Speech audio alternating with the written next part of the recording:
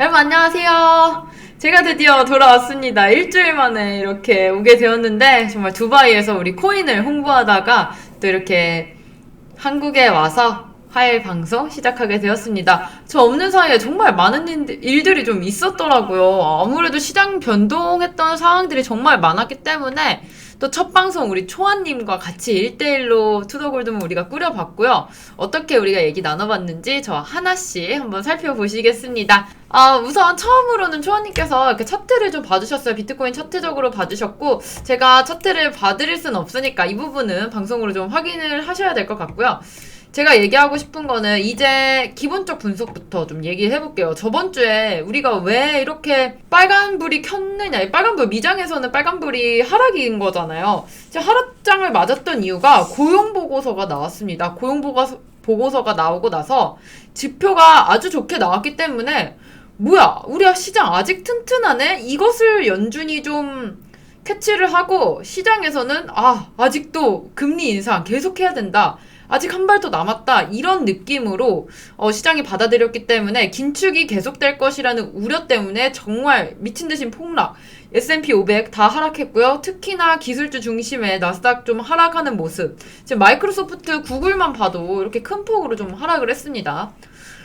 그래서 왜 이렇게 하락을 했냐. 우리가 이슈들을 좀 살펴봐야 됐을 것 같아요. 저번 주에 우리가 중요했던 또 ISM 제조업 구매 관리자 지수가 월요일 발표가 됐고, 또 4일에는 재난 옐런의 금융감정감독위원회 회의가 있었고요. 또 수요일에는 이런 은행 총재 연설, 유럽 중앙은행 총재 연설, 또 영국의 서비스 구매 관리자 지수, 미국의 비농업 부분 고용 변화, 서비스 구매 관리자 지수, ISM 비제조업 구매자 지수까지 원유 재고까지 정말 많은 일정들이 계속해서 발표가 됐었고, 6일에는 또 영국 건설 구매자 관리 지수, 지금 잉글랜드 센터 뱅크죠. 통화정책 회의 보고서도 나왔고요. 미국의 신규 실업수당 청구 건수가 나오면서 고용 지표가 아직 튼튼하다는 걸 우리가 좀 확인할 수가 있었습니다.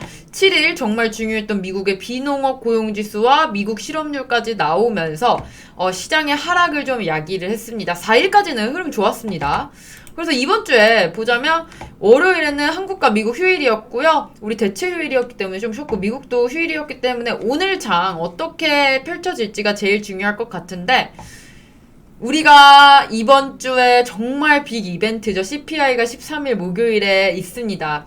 이 CPI 지수로 저는 예상합니다. 정말 크게 흔들릴 것이라는 것을 예상을 하고, 13일 목요일을 기준으로 해서 전날 우리 12일에 한국은행 금리 결정이 있습니다. 이 부분 우리 빅스텝을 할 것이라는 지금 예견이 정말 높아요. 빅스텝을 왜 할 것이냐? 지금 한국과 미국의 금리 역전차가 정말 심해지면 심해질수록 저희 우리나라에서 빚을 내고 또 대출을 받고 좀 하신 분들이 힘들어질 수 있는 상황이 분명히 오기 때문에 그런 상황을 좀 막고자 해서 지금 한국은행은 내일이죠. 바로 내일 아침 10시입니다.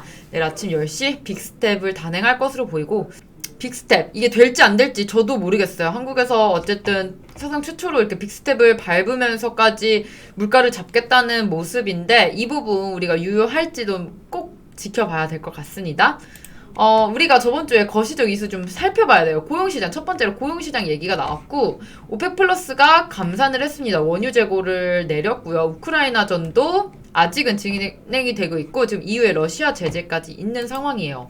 고용시장 한번 살펴보겠습니다. 8월에 구인 건수가 110만 건 이상의 대폭 감소했다. 지금 노동시장의 불균형이 좀 완화됐다는 것을 시사했다고 하는데, 지금 미증시 고용보고서가 좀 좋게 나오면서 시장이 어쨌든 흔들렸습니다. 지금 이런 것들이 매파적인 발언, 연준이 다시금 매파적인 발언을 할 수 있는 포인트가 될 것이고, 다음 달 11월 달에 공격적으로 다시금 금리 인상, 자이언트 스텝을 할 수도 있다는 이런 지표가 가능성을 좀 실어주고 있어요. 따라서 우리 시장이 많이 흔들렸다는 점. 지금 미국 실업률이 하락을 했고 고용이 호조됐기 때문에 11월에 또 자이언트 스텝 전망에 힘이 실렸다. 이런 기사도 있는 것 같이 고용 시장도 이렇게 지표가 좋게 나오면 좋게 나올수록 우리 시장에게는 안 좋게 흘러갈 수가 있다. 좀 시장이 빠질 수가 있다.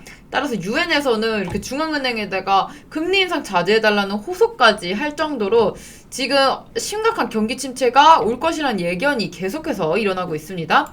다음으로 볼게요. 오펙 플러스가 감산이 됐다. 지금 하루에 200만 배럴이 감산 합의가 되었는데, 지금 오펙이 러시아 등 비오펙 주요 산유국들 협의체가 오펙 플러스라고 합니다. 오는 11월부터 원유 생산을 줄이기로 합의함에 따라서 지금 물가 자극 우려도 좀 제기가 되는데, 미국이 금리 인상을 통해서 수요를 줄이고 또 물가 상승 압력을 완화하려고 하면서 오펙 플러스는 수요 감소에 대해서 좀 공급 감축으로 좀 대응을 했습니다. 오펙이 이러한 원유를 좀 감산을 한다면 당연히 수요는 늘어나는데 공급이 줄어들면서 원유 가격 상승이 불가피할 것 같고요. 따라서 물가도 같이 오를 것 같다는 이런 예상이 있었습니다. 우크라이나 전이 확전이 되었다. 지금 사실 러시아가 정말 나쁜 짓 하고 있어요. 지금 우크라이나 한 두 가지 지역을 지금 점령을 해놓고 우리 우크라이나 땅 뺏었다. 지금 이렇게 어떻게 보면 떼를 쓰고 있다고 표현을 할 수가 있겠습니다. 그런 식으로 지금 전쟁을 확산시키고 있는데, 지금 이렇게 우크라이나가 지금 어려운 상황이에요. 그리고 이런 지금 지형적인 원인으로 봤을 때 러시아가 이렇게 붙어 있는 나라들이 굉장히 많기 때문에 이 부분에 대해서 또 일론 머스크가 트위터를 했다고 합니다. 러시아가 지금 빼앗고 있는 땅 중에 우크라이나가 당연히 가지고 있는 땅인데 그 지역 원래 우크라이나 거가 아니라 러시아 거였다 이런 식으로 트위터를 해서 정말 많은 비난을 들었다고 합니다.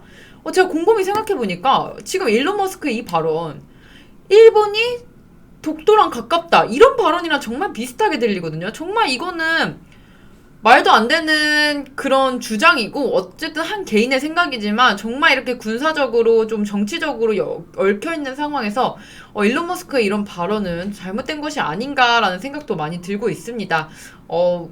우리나라 입장에서는 아무래도 우크라이나 편을 좀 들어줄 수밖에 없겠고 미국 입장에서도 11월 중간 선거가 있기 때문에 우크라이나 편을 들어주면서 계속해서 러시아와의 이런 갈등을 만들어야지 좀 자국적으로 조금 안정적인 표가 몰리지 않을까 하면서 좀 11월 중간 선거에 좀 대비를 하고 있는 모습도 보인다고 하셨습니다. 그러나 가만히 있을 이유가 아니죠. 이유도 러시아를 제재를 하면서 이런 가상자산 결제 서비스를 좀 차단을 했다고 해요. 러시아가 다시금 어떻게 보면 최초죠. 이렇게 암호화폐에 대한 가상자산 결제 서비스를 지금 한다고 시행을 하고 있는데 이유가 이 부분을 막으면서 우리가 다시금 러시아가 그렇게 힘을 쓰지 못하게 좀 막고 있다라고 볼 수가 있겠습니다.